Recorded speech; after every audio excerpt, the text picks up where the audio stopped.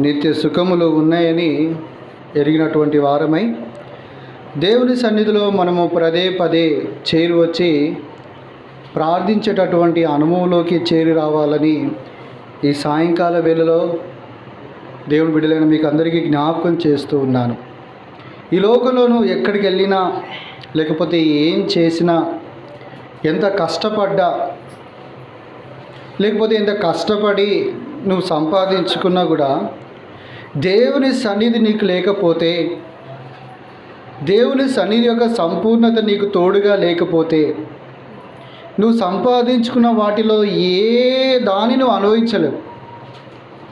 ఊరికి అనుభవిస్తానని అనుకోవడమే కానీ దేనిని అనుభవించలేవు. అందుకే దేవుని వాక్యంలో రాస్తుంది, నీ సన్నిధిని సంపూర్ణ సంతోషం కలదు, నీ కుడి చేతిలో నిత్య సుఖములు కలవు. దేవుని దగ్గర అన్నీ ఉన్నాయని తెలిసినటువంటి వారు ఏం చేస్తారు తెలుసా? పదే పదే దేవుని దగ్గరికి వచ్చి దేవుని సన్నిధిలో మోకరించి ప్రార్థించేటటువంటి వారిగా ఉంటారు.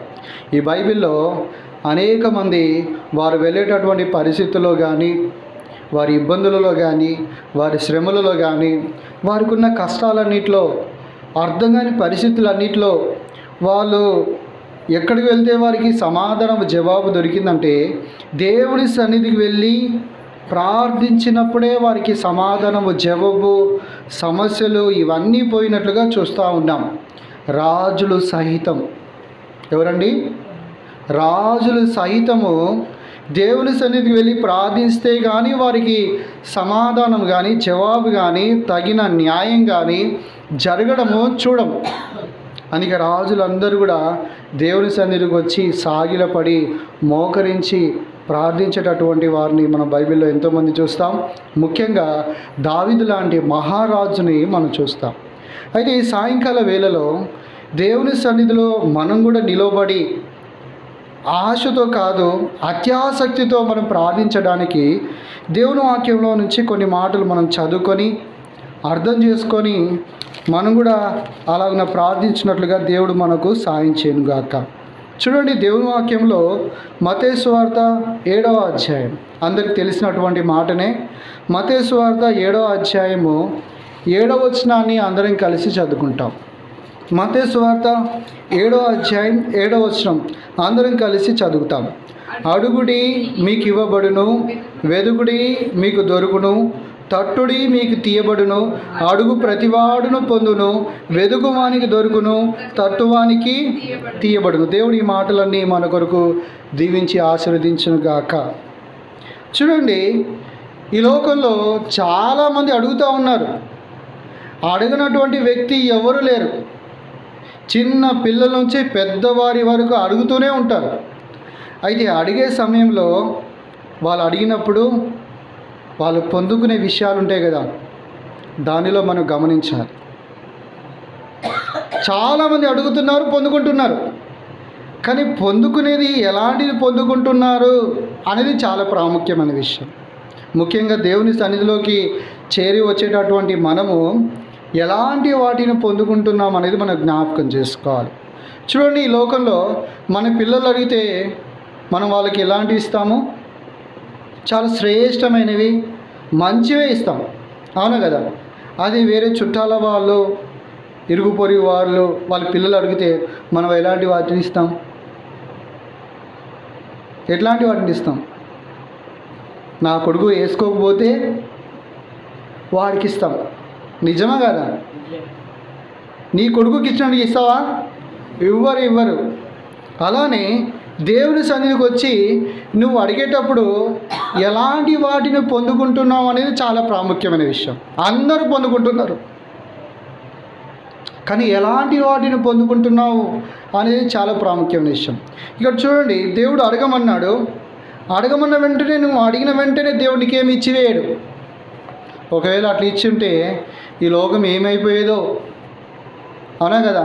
ఒకడు అడుగుతాడు, దేవా నాకు ఒక వరమి, నా శత్రువును చంపేసే వరం నాకే అని అడుగుతాడు. ఇచ్చాడా దేవుడు? ఇవ్వడు. వాడు తలకిందులైనా కూడా ఇవ్వడు. ఇలానే రకరకాలుగా అడుగుతారు, కానీ అవేవి ఇవ్వడు.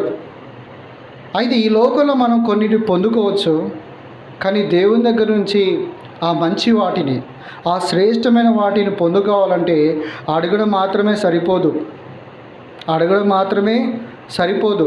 చూడండి, ఒక తాగుబోతు అడుగుతున్నాడు, ఒక వ్యభిచారి అడుగుతున్నాడు, ఒక దొంగ అడుగుతున్నాడు, ఒక మోసగాడు అడుగుతున్నాడు. అడగట్లేదా? అందరూ అడుగుతున్నారు. కానీ ఎవరు పొందుకుంటారు ఈ లోకంలో అంటే వీళ్ళు ఎవరు పొందుకోరు. ఎవరు పొందుకుంటారంటే మరి ఆ వ్యక్తికి అనుకూలంగా ఉండేటటువంటి వ్యక్తులే పొందుకుంటారు. అందుకే బైబిల్లో దేవుడు అడగమన్నాడని మనం వెంటనే అడిగే దానికంటే ముఖ్యంగా దేవుడు ఎలా ఉండి అడిగితే వింటాడు, ఎలా ఉండి అడిగితే దేవుడు శ్రేష్టమైనవి మంచివి ఇస్తాడు అనేది మనం తెలుసుకోవాలి. చూడండి, యెషయా గ్రంథం 1వ అధ్యాయం 19వ వచనం అడగండి, చదవండి. 19వ వచనం 1:19. చూడండి, మీరు సమ్మతించి నా మాట వినినెడల భూమి యొక్క మంచి పదార్థములను అనుభవించేదరు. దేవుడు అడగమన్నాడని అడగడం ఎంత ప్రాముఖ్యమో అలాగనే దేవుని మాటలతో కూడా నువ్వు కలిసి జీవించడం, దేవుని మాటలతో నువ్వు కలిసి జీవించి ఒకవేళ అడిగితే, దేవుని మాటలతో నువ్వు కలిసి జీవించి అడిగితే దేవుడు ఎలాంటి వాటిని ఇస్తాడంట? మంచి వాటిని. అంటే ఇంకో మాటలు చెప్పాలంటే శ్రేష్టమైన వాటిని దేవుడు ఇస్తాడు. శ్రేష్టమైన వాటిని మనం దేవుని దగ్గర నుంచి పొందుకోవచ్చు. అందుకే బైబిల్ రాస్తుంది, మంచి పదార్థములన్నీ మీరు అనుభవిస్తారంట. ఎక్కడ అనుభవిస్తారు? పరలోక రాజ్యంలో కాదు, భూమి మీదనే. మీకు అర్థమవుతుందా? నువ్వు రాత్రంతా కష్టపడి సంపాదించి అవి అనుభవించలేవు. ఎందుకు తెలుసా? దేవుని మాటల చొప్పున నువ్వు జీవించనంత వరకు అవి అనుభవించలేవు. అయితే దేవుడు అడగమంటున్నాడు. అడిగేదానికంటే ముందు నేను దేవుని మాటల ప్రకారంగా జీవిస్తున్నామా లేకపోతే దేవుని మాట వింటున్నామా అనేది చాలా ప్రాముఖ్యమైన విషయం. దేవుని మాట వింటే దేవుడు అంటున్నాడు, భూమి మీద ఉన్న సమస్తమైన వాటిని, మంచి వాటిని, శ్రేష్టమైన వాటిని మీకు అనుగ్రహిస్తాను. మీకు తెలుసో తెలియదో, మీరు ఈ గ్రామంలో ఉన్నారు కాబట్టి మీకు తెలుసో తెలియదో, నేను హైదరాబాద్లో ఇంకా వేరే పట్టణాలు తిరిగి వచ్చాను. ఇదే చొక్కా 1000 రూపాయలు ఇక్కడ, ఇదే చొక్కా బయట 1,00,000 రూపాయలు. 2 తెల్ల చొక్కాలే. లోకల్ అంటారు కదా, రొట్టెకి తగ్గ పిండికి తగ్గ రొట్టె. అలానే డబ్బు విలువ బట్టి వస్త్రాలు, బట్టలు. అర్థమవుతుందా? ఈ 1000 రూపాయల చొక్కా ఎవడన్నా వేసుకుంటాడు, కానీ 1,00,000 రూపాయల చొక్కా వేసుకోగలడు ఎవరన్నా?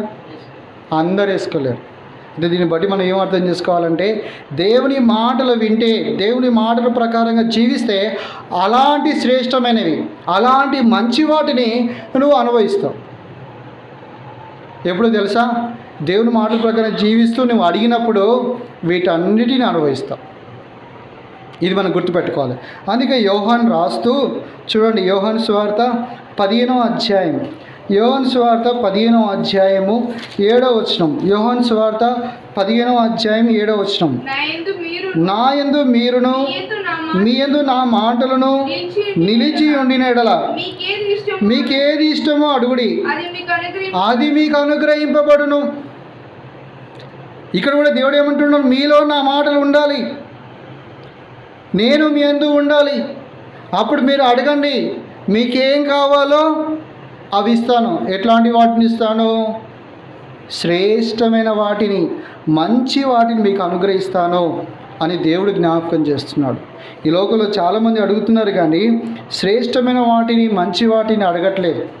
అందుకే మనం ఇందాక చదువుకున్న మత్తయి సువార్త 7వ అధ్యాయం 7 నుంచి మనం చదివితే అక్కడ దేవుడు అంటాడు, మీరు చెడ్డవారై ఉండి మీ పిల్లలకు మంచి ఈవులని ఎరిగి ఉంటే మీ పరలోకపు తండ్రి అంతకంటే శ్రేష్టమైన వాటిని ఇస్తాడట.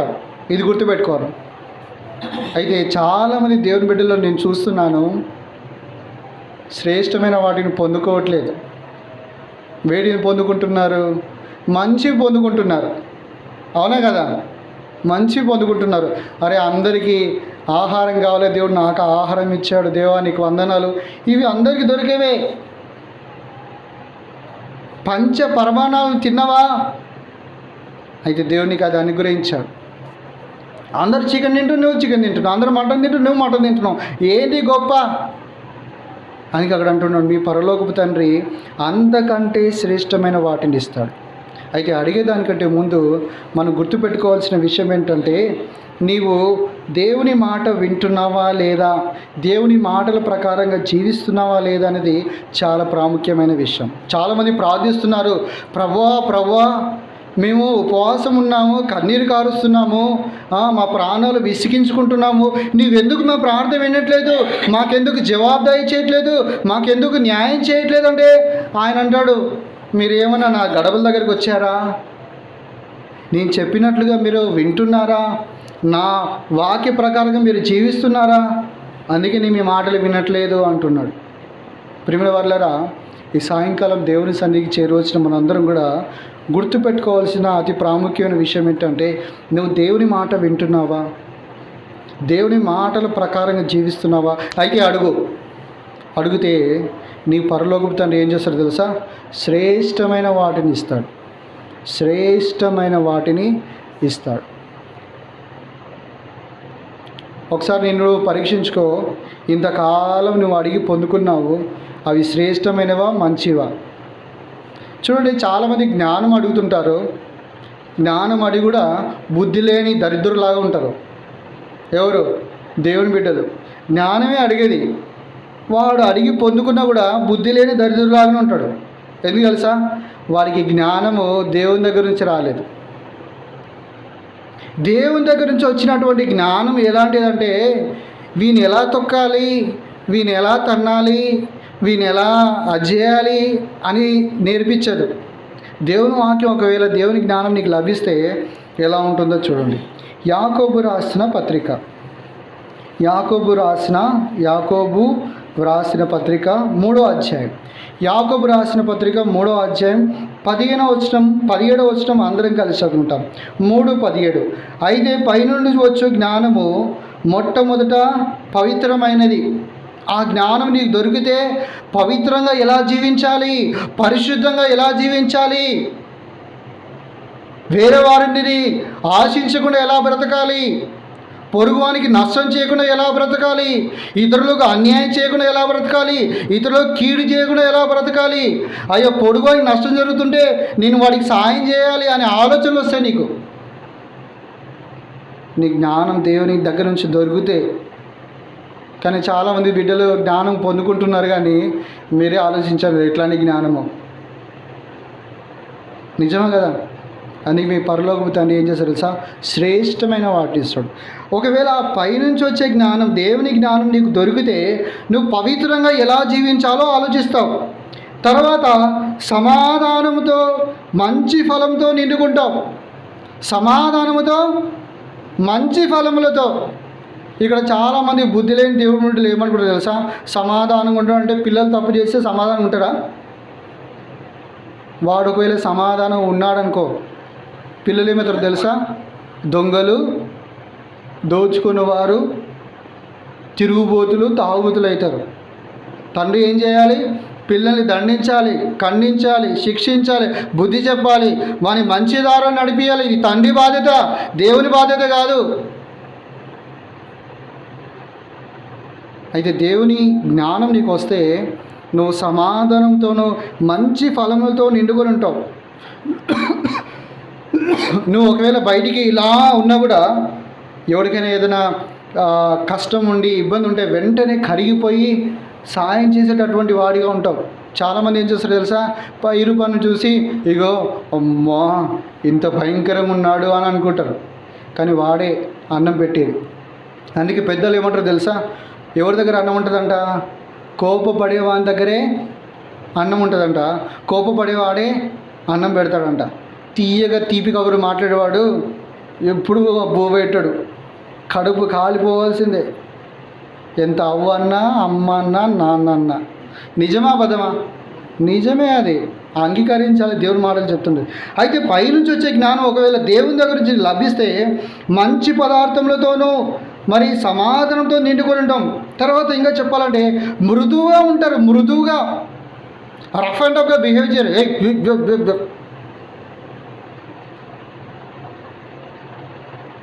అలా ఉంటారంట. తర్వాత ఇంకా చూస్తే సులభంగా లోబడతాడు. రే ఇది తీసేయాలంటే తీసేస్తాడు. ఎందుకు డాడీ నీకు తెలుసా, బుద్ధి లేదు జ్ఞానం లేదు తీయమంటావు అట్లా అన్నాడు వాడు. డాడీ చెప్పిండా. మృదుగా సులువుగా లోపడతాడు. తీసేరా తీసేస్తాడు. ఊడ్చేయరా అంటే ఊడ్చేస్తాడు. ఆడికి వెళ్ళిరా అంటే వెళ్ళొస్తాడు. కూర్చోరా అంటే కూర్చుంటాడు. ఎవరు తెలుసా, పైనుంచి దేవుని దగ్గర నుంచి జ్ఞానం పొందుకున్నటువంటి వ్యక్తులు అలా ఉంటారు. మేము ఒక సంఘంలో 17 సంవత్సరాలు ఉన్నాను. అక్కడ మాకు సేవకుడు ఉండే. ఆ సేవకుడన్న ఏం చేసేవాడంటే కావాలని ఏం చేసాడంటే, నేను ఇంకా కూర్చొని ఉంటా, ఇది తీసుకెళ్ళి పెట్టుకో అనేవాడు. నాకు తెలిసి ఈయన కావాలని చేస్తున్నాడని. 4 సార్లు 5 సార్లు 6 సార్లు ఏంటి అంగులు ఊరికే కాదయ్యా అక్కడ పెట్టు అన్నాను నిన్ను అన్నాడు. నాకు అర్థం ఈయన కావాలని సరేలే అని తీసుకెళ్ళి, అంటే ఒకవేళ నీకు ఆ జ్ఞానం వస్తుంది ఏం చేస్తావు తెలుసా, అట్లా సులువుగా లోబడతావు. తర్వాత చెప్పాలంటే కనికరముతోనూ మంచి ఫలముతో నిండుకుంటావు. పక్షపాతం ఉండనే ఉండదు. వేషధారణ ఉండనే ఉండదు. ఎవరి దగ్గర నుంచి పొందుకుంటే, దేవుని దగ్గర నుంచి పొందుకుంటే. దీన్ని బట్టి మనం ఏం అర్థం చేసుకోవాలంటే, మనం పొందుకునే జ్ఞానం అంతా కూడా ఇంకా దేవుని దగ్గర నుంచి వచ్చిందో దయ్యం దగ్గర నుంచి వచ్చిందో చూడండి. ఆ జ్ఞానం కూడా చూపిస్తాను. ఇదే యాకోబు రాసిన పత్రిక 3వ అధ్యాయం 15వ వచనం చదువుతాను చూడండి. ఈ జ్ఞానము పైనుండి దిగి వచ్చున్నది కాక భూ సంబంధమైనది, ప్రకృతి సంబంధమైనది, దయ్యముల జ్ఞానం వంటిదినై ఉన్నది. ఈ జ్ఞానము ప్రకృతి సంబంధమైనది, ఇంకా భూ సంబంధమైనది, దయ్యముల జ్ఞానం. ఈ జ్ఞానం కలిగిన వాళ్ళు కూడా ఎట్లుంటారో తెలుసా? అమ్మ వినండి, ఎట్లుంటుందో తెలుసా?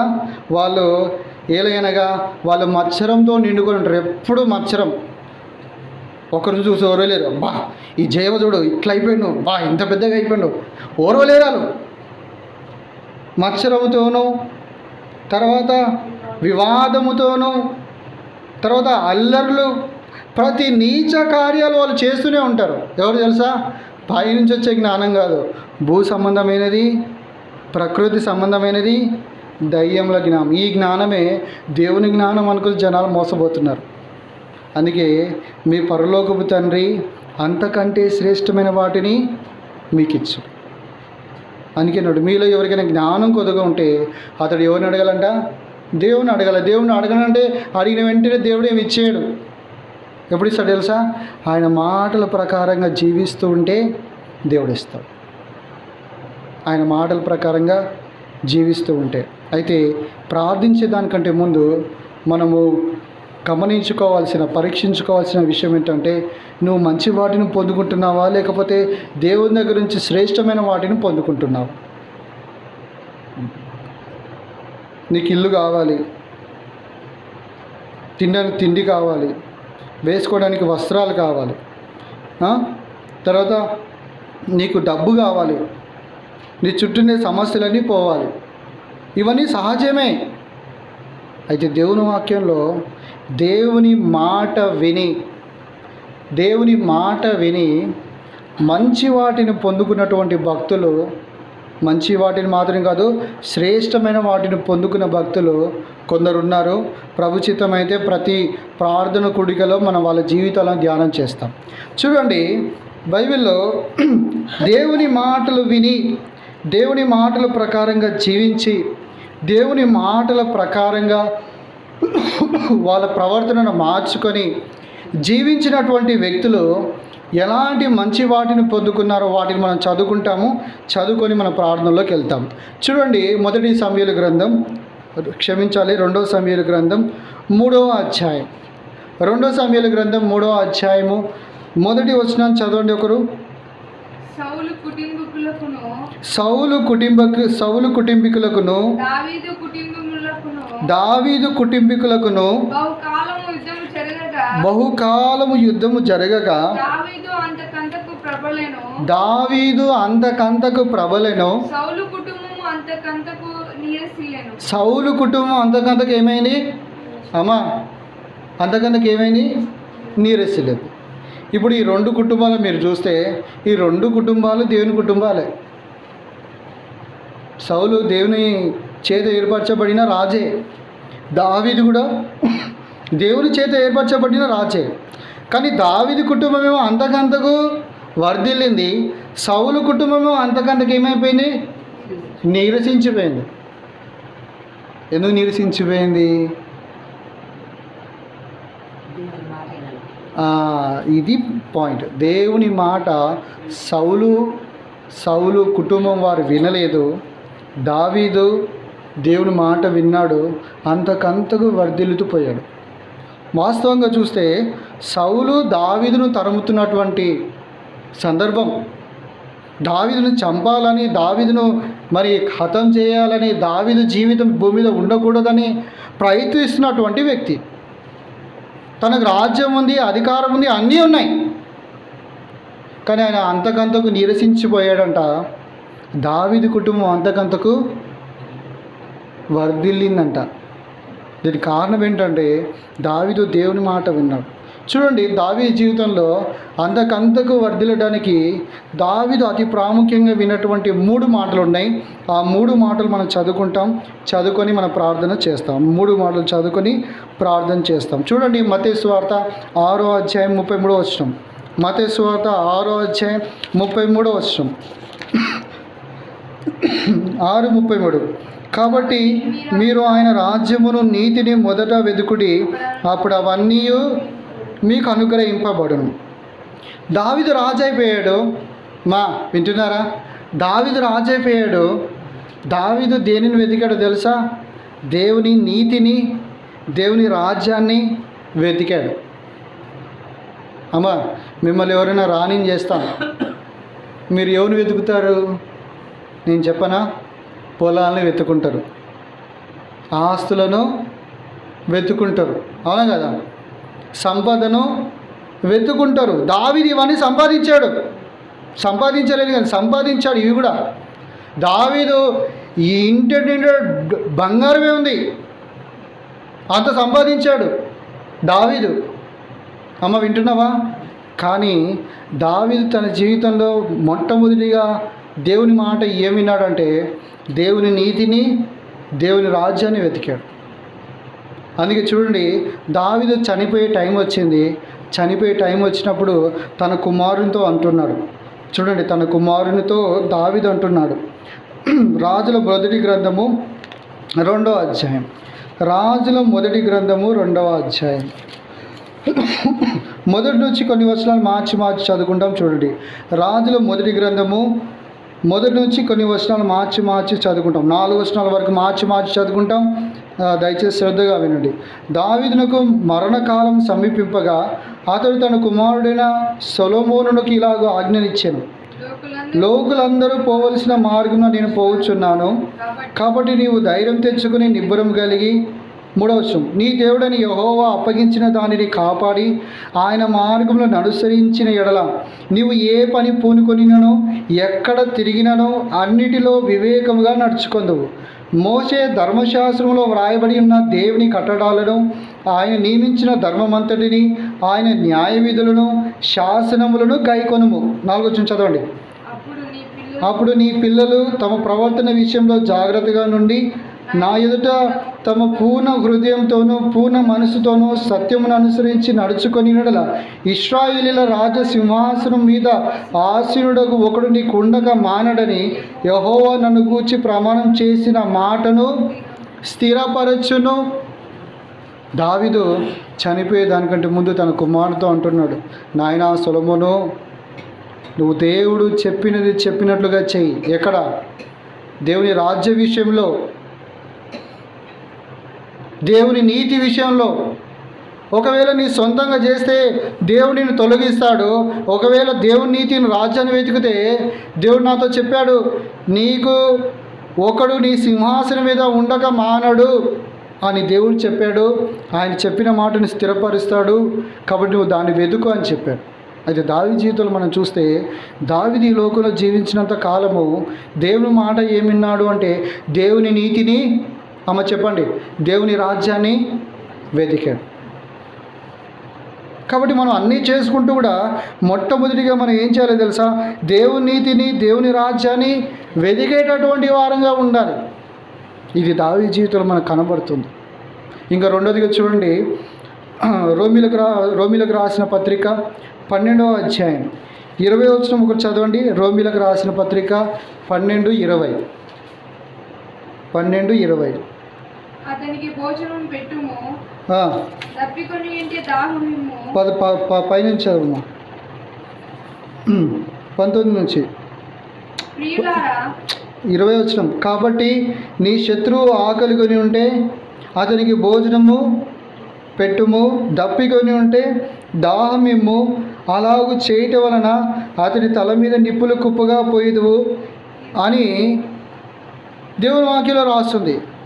దావీదు తన జీవితంలో దావీదు విన్నటువంటి మాట ఏంటంటే, దావీదు తూచా తప్పకుండా శత్రువులను ప్రేమించినటువంటి వాడు.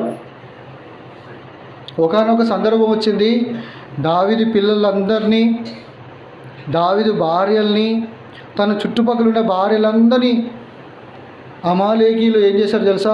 లాక్కొని వెళ్ళిపోయారు. లాక్కొని వెళ్ళిపోతే భర్తలు ఊరుకుంటారా? పోయిందేమో అందరి భార్యలు, అందరి పిల్లలు. ఇప్పుడు కోపం ఎవరి మీదకి వచ్చింది తెలుసా? దావీదు మీద కోపం వచ్చింది. అందుకే అంటారు కదా, తుత్త మీద ఉన్న కోపము అత్త మీదకి వచ్చిందంట. లోపల అందరూ అట్లనే కోపడతారు,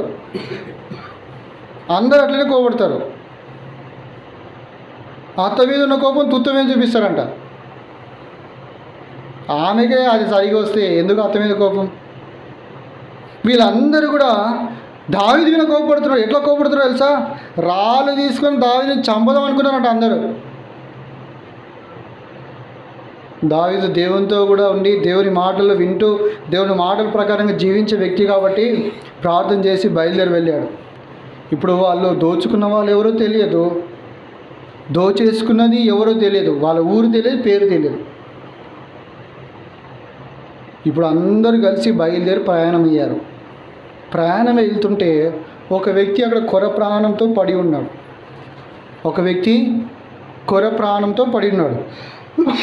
చూడండి దేవుని వాక్యం చూడండి.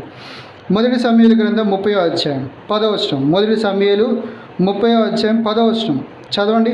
10 నుంచి మనము మార్చి చదువుకుంటాం, లేకపోతే మొదటి సమూయేలు 30వ అధ్యాయం 10వ వచనం నుంచి మార్చి చదువుకుంటాం. దావీదును 400 మందియును ఇంకా తరుముచు పారిపోయిరి గాని ఆ 200 మంది అలసట పడి బేసోరు వాగు దాటలేక ఆగిరి. ఆ 400 మంది పోవుచుండగా పొలంలో ఒక ఐగుప్తుడు కనబడెను.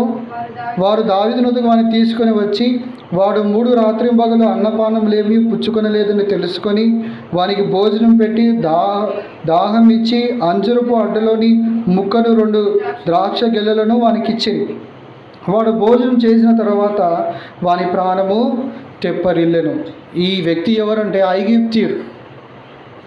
వాస్తవంగా వీడు ఐగుప్తీయుడు అంటే ఐగుప్తుడు కాడు. కింద మనం చదువుతాం చూడండి. 11వ వచనం. దావీదు, నువ్వు ఏ దేశపు వాడవు, ఎక్కడి నుండి వచ్చితివని వాడిని అడిగాను. అందుకు వాడు, నేను ఐగుప్తుడనై పుట్టి అమాలేకుడైన యొక్కనికి దాసుడనై తిని 3 దినముల క్రిందట నేను కాయలా పడగా నా యజమాని నన్ను విడిచిపెట్టి పోయాను చెప్తున్నాడు. నాకు దెబ్బలు తగిలితే నా యజమాని నన్ను విడిచిపెట్టి పోయాడు. 14వ వచనం. మేము దండెత్తి కెరీతీల దక్షిణ దేశమునకును యూదా దేశమునకును కాలేబు దక్షిణ దేశమునకు వచ్చి వాటిని దోచుకొని సిక్లాగును కాల్చివేసితిమని చెప్పాను. ఎవరయ్యా ఈ వ్యక్తి? ఎవరంటే ఆ పట్టణాన్ని, వాళ్ళ భార్యల్ని, వాళ్ళ పిల్లల్ని దోచుకొని పారిపోతున్నటువంటి ఒక వ్యక్తి. ఈ వ్యక్తికి దావీదు ఏం చేస్తాడు తెలుసా? భోజనం పెట్టి దాహానికి నీళ్ళు ఇచ్చాడు. దేవుని బిడ్డలు చాలామంది ఏం చేస్తున్నారు, దేవుడి మాటలు విన్నట్లనే వింటారు, కానీ టైం వచ్చిందా ఏం చేస్తారు తెలుసా? గొంతు విన కత్తి పెట్టి మెల్లగా ఏం కాదులే అని కోస్తుంటారు. సుర్రు బుర్రు అని సైతాన్లాగా. కానీ నిజమైన దేవుడి బిడ్డలు ఏం చేస్తారు తెలుసా? ఒకవేళ కొట్లాడినా కూడా వాడు ఆపదలో ఉన్నాడంటే వెంటనే వాని గురించి తెలుసుకొని తగిన సమయం చూసి వానికి సాయం చేస్తారు. తగిన సమయం చూసి వానికి భోజనం పెడతారు, దాహం ఇస్తారు. ఇక్కడ ఈ భోజనం పెట్టడం, దాహం ఇవ్వడం ఏం తెలియజేస్తుందంటే నీ మనసు దేవుడు చెప్పినట్లుగా ప్రవర్తిస్తుందా లేదా అనేది దేవుడు చూస్తున్నాడు. అందుకే దావీదు తన జీవితం అంతట్లో చూస్తే దావీదు శత్రువులను ప్రేమించినటువంటి వాడు, లేకపోతే శత్రువులకు భోజనం పెట్టినటువంటి వ్యక్తిగా మనం దావీదును చూస్తాం. అయితే ఇంతమంది దావీదు మీద తిరగబడ్డా కూడా దావీదు వాళ్ళందరినీ ఏమనలేదు, ఏం చేయలేదు. అయితే దావీదు జీవితంలో రెండోదిగా దావీదు విన్నటువంటి మాట ఏంటంటే దావీదు శత్రువులకు భోజనం పెట్టినటువంటి వ్యక్తి. ఎవరైనా పెడతారా అండి? పెట్టారా? వాడు కనబడితే కాల్ చేస్తారు కానీ నీళ్ళు కూడా ఇయ్యరు. అర్థమవుతుందా? చెప్పుకోవడం సులువుగానే, ఎవరైనా వినేవాళ్ళు చెప్పొచ్చు, వినేవాళ్ళు అలా అనుకోవచ్చు, చెప్పేవాడు కూడా అలా అనుకోవచ్చు. నీకు వస్తే తెలుస్తుంది ఆ టైం అని, అప్పుడే నీ సంగతి తెలుస్తుంది. ఏమో తెలుసా? నువ్వు దేవుని మాటలు వినేవాడవో కాదో, దేవుని మాటల ప్రకారంగా జీవించేవాడో కాదని అప్పుడు తెలుస్తుంది. మొన్న నీ మధ్యలో ఓ సిస్టర్ కలిసింది నాకు. ఆమెకు నాకు అస్సలు పడదు. ఆమె నాకు కలిసింది, అమ్మ సిస్టర్ బాగున్నావా, ప్రైజ్ లార్డ్. ఈ ఒక్క మాట్లాడేసరికి ఆమె కూడా సంతోషంగా, అన్న మీకు దెబ్బలు తగిలినాయి అంటన్నా, మేము మీ గురించి విన్నాము, తెలుసుకున్నాము, మీకు లారీ గుద్దిందంట కదా, మేము ప్రార్థన చేస్తున్నామన్నా, ఎట్లా అక్క ఎలా ఉంది, బాగుందన్నా అన్న, మా గురించి కూడా ప్రార్థన చేయి. ఇక్కడ ఇద్దరం కూడా కాంప్రమైజ్ అయిపోయాం. ఇప్పుడు ఆమె కూడా దేవుని మాటలు వింటుందని నాకు అర్థమైపోయింది, నేను కూడా దేవుని మాటలు వింటున్నాను ఆమెకు అర్థమైంది. అంతకుముందు ఆమెకు నాకు పడేది కాదు, సుర్రు కోపం గరం అయిపోయేవాళ్ళం. ఇద్దరు దేవుని బిడ్డలు. అది ఇక్కడ ఇద్దరు దేవుని బిడ్డలు దేవుని మాట వింటే సమాధానం వస్తుంది. ఒక్క దేవుని బిడ్డ దేవుని మాట వింటే సమాధానం చచ్చినా రాదు. ఇప్పుడు ఆమె దేవుని మాట వింటుంది, నేను కూడా దేవుని మాట వింటున్నాను, కాబట్టి ఇద్దరికి సమాధానం వచ్చింది. ఇక్కడ మనం ఏం నేర్చుకోవాలంటే దేవుని మాట వినేటటువంటి వ్యక్తులు దేవుని అనుసరించి జీవించేటటువంటి వారిగా ఉంటారు. ఇంకా చెప్పాలంటే శత్రువులను ప్రేమించడం అంటే అర్థమైంది, దేవుని మాట వింటున్నావా లేదని అర్థం. దావీదు అలా చేశాడు. సౌలు అనే రాజు తనను 3 సార్లు చంపాలని చూసినా కూడా 3 సార్లు దొరికాడు, కానీ చంపలేదు. ఏమైనా తెలుసా? నేను దేవుడు అభిషేకించిన వాడిని ముట్టను, చంపను. దేవుడు చేస్తాడు, ఏదో ఏం చేయాలో దేవుడు చేస్తాడు. కాబట్టి మన జీవితంలో మనం కూడా అలా చేయాలి, అప్పుడే నువ్వు దేవుని మాటలు వింటున్నట్లుగా గుర్తు. మూడోదిగా చూడండి, దావీదు తన జీవితంలో చేసిన మూడో పని, తిమోతిలకు రాసిన మొదటి పత్రిక 2వ అధ్యాయం 1-2 వచనాలు. మనము సంపూర్ణ భక్తియు మాన్యతయు కలిగి బ్రతుకు నిమిత్తము అన్నిటికంటే ముఖ్యంగా మనుషులందరి కొరకును, రాజుల కొరకును, అధికారులందరి కొరకును విజ్ఞాపనములు, ప్రార్థనలు, యాచనలను, కృతజ్ఞతాస్తుతులను చేయవలనని. చాలండి. దావీదు తన జీవితంలో చూస్తే దావీదు కూడా మనుషులందరి గురించి ప్రార్థించినటువంటి వ్యక్తిగా మనం చూస్తాం. ఒకానొక సందర్భం ఎదురైంది. దేవుడు దావీదుని ప్రేరేపించాడు. ఎవరిని లెక్క పెట్టుట కంటే ఇశ్రాయేలీలను లెక్క పెట్టుట కొరకు దేవుడు ప్రేరేపించాడు. లెక్క పెట్టమని రాజు ఆజ్ఞాపించాడు. ఆజ్ఞాపించిన తర్వాత 70,000 మంది చచ్చిపోయారు. ఇక్కడ దావీదు చేసిన తప్పేముందో నాకైతే అర్థం కావట్లేదు, కానీ 70,000 మంది చచ్చిపోయారు. చచ్చిపోతే దావీదు ప్రార్థన చేస్తున్నాడు. చూడండి ఆ మాట, రెండో సమూయేలు గ్రంథం 24వ అధ్యాయం 10వ వచనం. 24:10. జనసంఖ్య చూచినందుకై జనసంఖ్య చూచినందుకై దావీదు మనసు కొట్టుకొనగా దావీదు మనసు కొట్టుకొనగా అతడు నేను చేసిన పని వలన గొప్ప పాపము కట్టుకొంటిని, నేను ఎంతో అవివేకినై దాన్ని చేసి తిని, యెహోవా కరుణయించి దాసుడైన నా దోషమును పరిహరింపుమని యెహోవాతో మనవి చేయగా, ఈ పరిహరింపుమని యెహోవాతో మనవి చేయగా. చూడండి, దావీదు ఆ ప్రజలు లెక్క పెట్టినందుకు కొరకు 70,000 మంది చచ్చిపోయారు. అప్పుడు ప్రార్థన చేస్తున్నాడు, ఈ దోషము కరుణించు, నేను తప్పు చేశాను, వాళ్ళు చేయలేదు. ఇంకా 17వ వచనం చదవండి. దావీదు జనులను నాశనం చేసిన దూతను కనుగొని యెహోవాకు ఇలాగు ప్రార్థించెను, చిత్తగించుము. చూడండి, పాపం చేసిన వాడు నేనే, దుర్మార్గంగా ప్రవర్తించిన వాడు నేనే. గొర్రెల వంటి వీరేమి చేసిరి, నన్నును నా తండ్రి ఇంటి వారిని శిక్షించుమని మనవి చేసేను.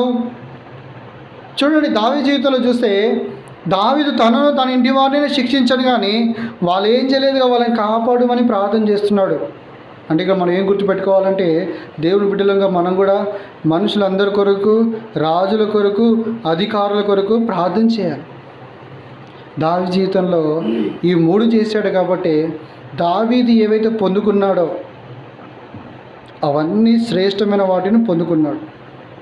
మీరు ఒకవేళ దావీదు జీవితాన్ని ఒకవేళ స్టెప్ బై స్టెప్ అర్థం చేసుకుంటే, దావీదు పొందుకునేవన్నీ మంచివి కాదు, శ్రేష్టమైనవి పొందుకున్నాడు. ఒక మాట చదువుకొని మనం ప్రార్థనలోకి వెళ్తాం.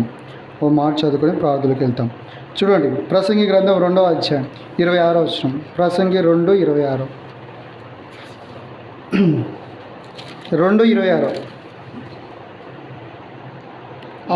ఏలైనగా దైవ దృష్టికి మంచివాడుగా నుండువానికి దేవుడు జ్ఞానమును తెలివిని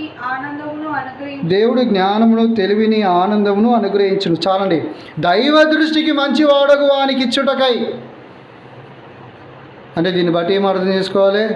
ఎవరికంటే వాళ్ళకి దేవుడు ఏమి ఇవ్వడు.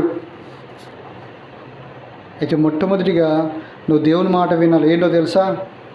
బైబిల్లో రాస్తుంది, యోహాను సువార్త 5వ అధ్యాయం 24వ వచనం, నా మాట విని నన్ను పంపిన వాని యందు విశ్వాసం ఉంచేవాడు వాడు నా మరణంలో నుండి జీవంలోనికి దాటి ఉన్నాడు. మొట్టమొదటి మాట ఏంటంటే, యేసు ప్రభువు నీ పాపాల కొరకు ఈ లోకంలో జన్మించి 33 సంవత్సరాలు జీవించి నీ పాపముల కొరకు 2 చేతుల్లో మేకులు, కాళ్ళలో మేకులు, రక్తమంతా కాచి తలపైన ముళ్ళ కిరీటం చేత బాధించబడి ఆయన చనిపోయి తిరిగి లేచాడు. నీ కొరకు ఈ మాటను నమ్మాలి.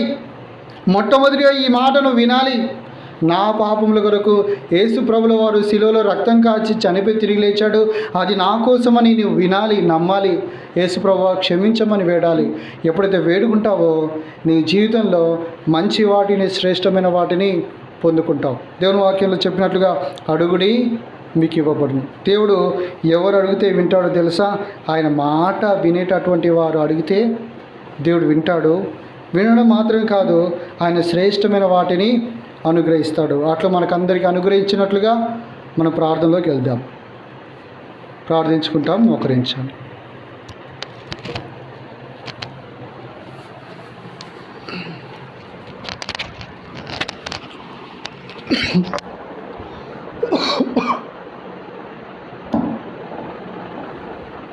ప్రార్థన చేసుకుంటాం.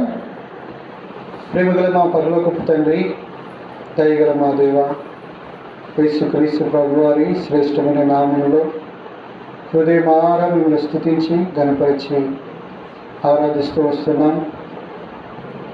తండ్రి, మీరు అడుగు వాటికంటే, ఊహించే వాటికంటే అత్యధికంగా చేసేటటువంటి దేవుడవని, ప్రార్థన ఆలకించేవాడవని, నీ సన్నిధిలోనికి మేము చేరాలని కృపణించిన కొరకు వందనాలు.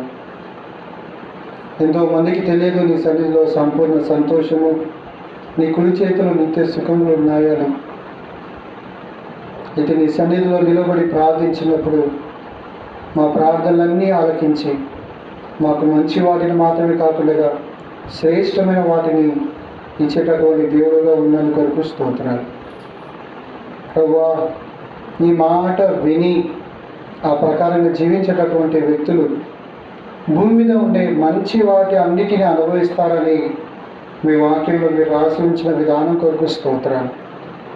ప్రభు, నీ బిడ్డలుగా మేము కూడా దావీదు వలె నీ మాట విని దావీదు జీవితంలో దావీదు ఎన్ని అయితే శ్రేష్టమైన వాటిని పొందుకున్నాడో, శ్రేష్టమైన వాటిని అనుభవించాడో, అలాగున మేము కూడా మా జీవితాలలో మంచి వాటిని మాత్రమే కాకుండా శ్రేష్టమైన వాటిని పొందేటటువంటి వ్యక్తులుగా చేయండి.